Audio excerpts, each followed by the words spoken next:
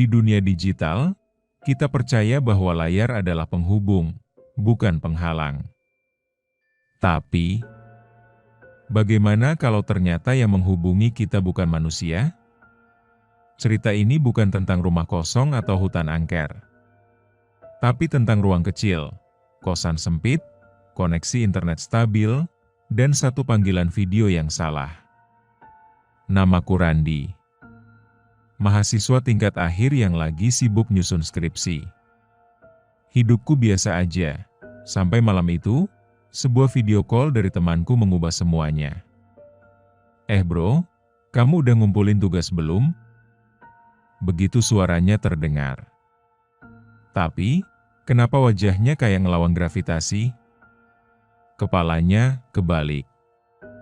Inilah kisah ketika aku kira yang video call itu temanku, ternyata hantu. Sebelum memulai kisahnya, pasang earphone-mu, biar horornya terasa lebih nyata.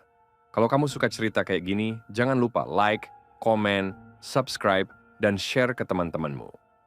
Lorong Misteri selalu punya kisah yang siap bikin bulu kuduk merinding. Malam itu jam 12:30. Hening. Cuma suara kipas angin yang berputar malas di plafon kamar kos yang bisa kudengar. Randi masih terjaga, duduk bersandar di kasur sambil buka laptop. Matanya sembab, skripsinya baru 3 halaman, padahal deadline tinggal 2 hari lagi. Tiba-tiba, HP-nya bergetar. Layar menyala. Dito kos sebelah memanggil lewat video call. Randi sempat heran. Dito biasanya udah tidur dari jam 10. Tapi karena penasaran, ia angkat. Halo, Dit? Tumben nelpon tengah malam? Wajah Dito muncul di layar. Tapi, ada yang aneh. Kepalanya terbalik. Bukan posisi kamera yang terbalik. Tapi wajah itu benar-benar terlihat seperti sedang menggantung. Rambutnya menjuntai ke bawah, dan matanya putih semua. Dito di layar tidak bicara. Tidak berkedip. Hanya memandangi Randi dengan tatapan kosong. Randi membeku. Tangannya gemetar. Detik berikutnya, ia langsung tekan tombol merah. Panggilan berakhir. Tapi yang paling membuatnya takut, notifikasi dari WhatsApp muncul, senang akhirnya kamu jawab panggilanku. Randi masih gemetar. Ia bolak-balik lihat layar HP, memastikan apa yang barusan dia lihat beneran nyata. Tanpa pikir panjang, dia telepon balik ke Dito. Dit, barusan lo video call gue ya? Suara Dito di ujung sana terdengar serak dan malas. Hah? Enggak. Gue baru bangun nih. Kenapa? Randi terdiam. Suaranya tercekat. Serius? Lo nggak nelpon gue barusan? Enggak, sumpah. Chat juga enggak. Randi langsung buka log panggilan. Aneh. Gak ada riwayat video call dari Dito. Bahkan chat terakhir mereka pun 2 hari lalu. Tapi Randi yakin betul. Dia tadi lihat wajah Dito. Atau sesuatu yang menyerupai wajahnya. Malam itu Randi tidak tidur. Dia duduk diam di kasurnya. HP-nya masih di tangan. Dan dalam diam itu, layar HP-nya menyala sendiri. Notifikasi WhatsApp dari nomor tak dikenal muncul. Kalau aku video call lagi, kamu masih mau jawab, kan? Pagi harinya, Randi masih merasa aneh. Wajahnya pucat, matanya sembab karena nggak tidur semalaman.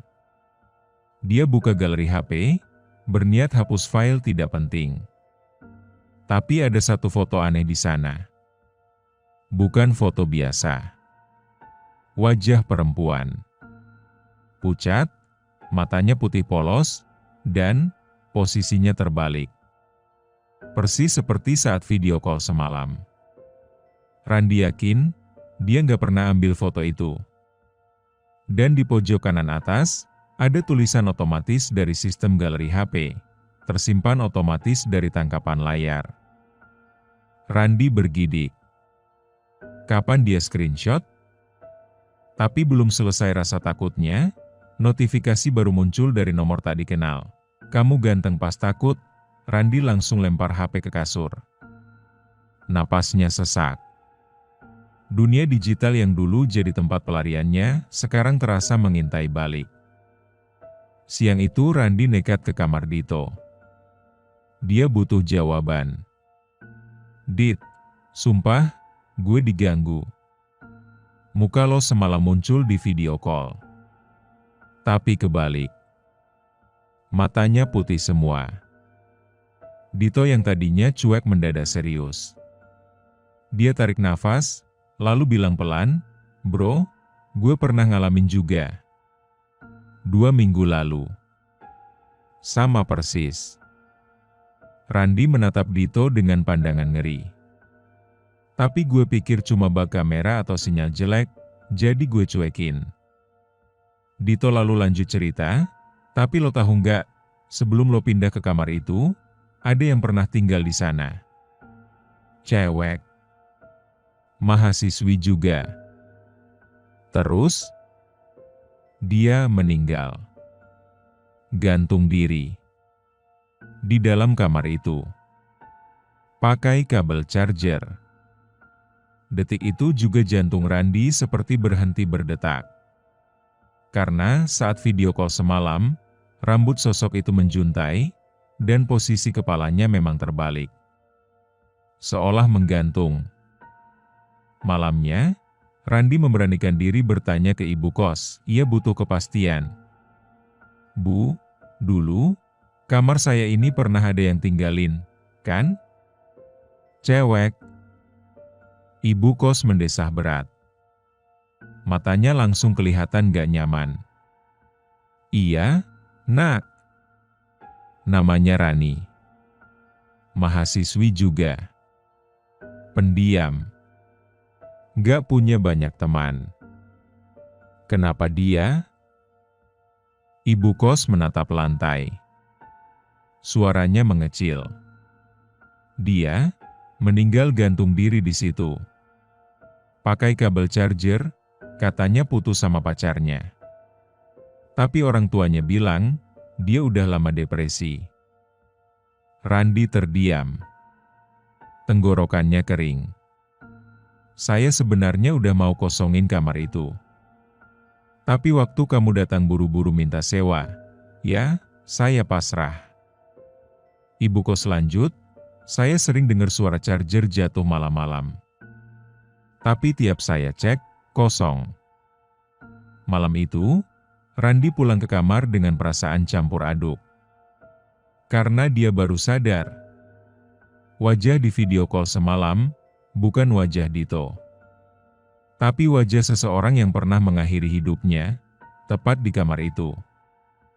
Sejak malam itu, gangguan datang makin sering.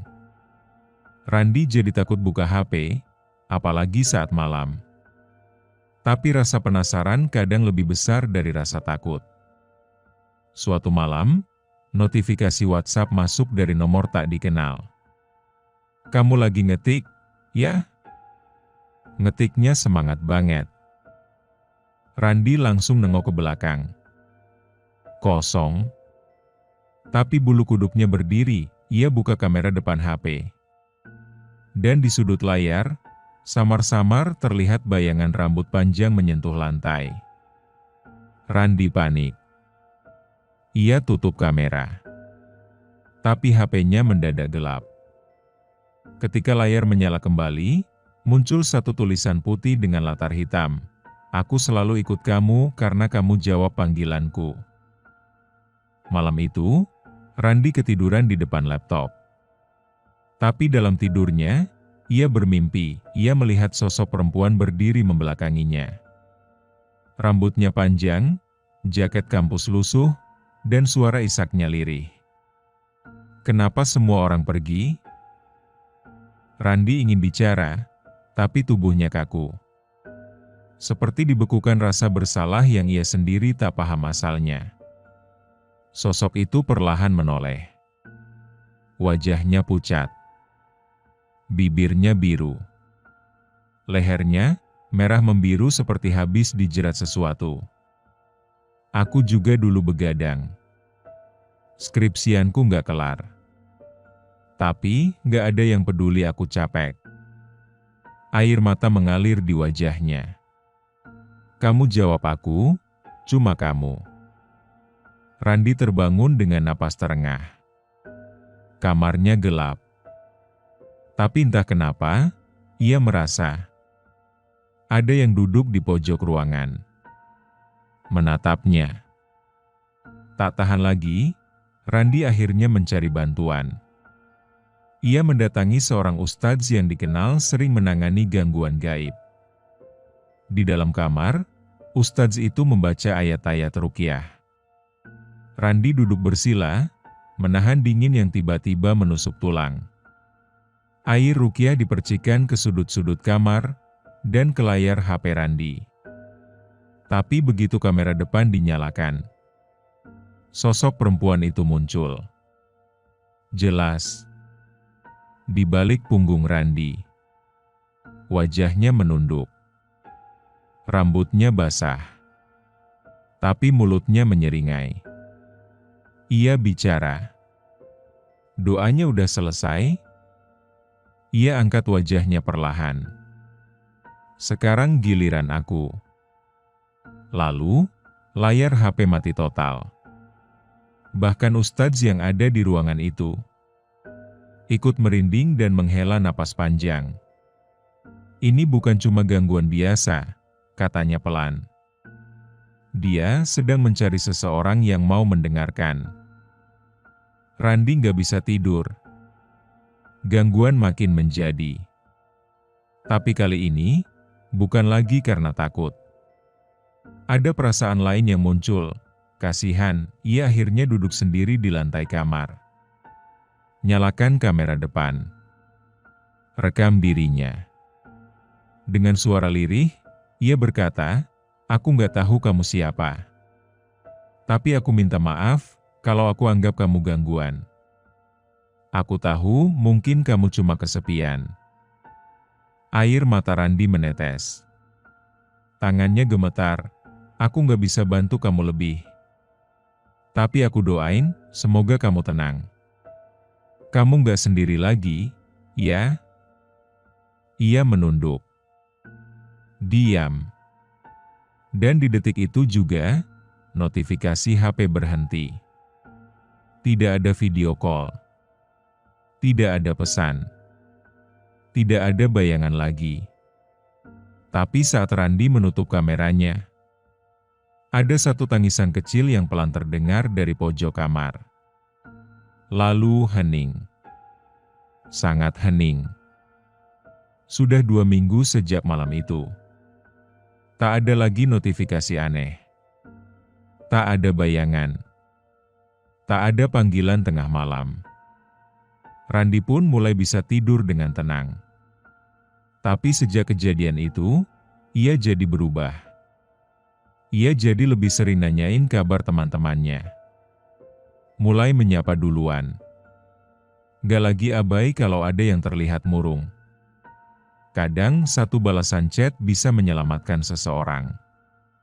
Malam terakhir sebelum pindah kos, Randi duduk sebentar, memandang layar HP-nya.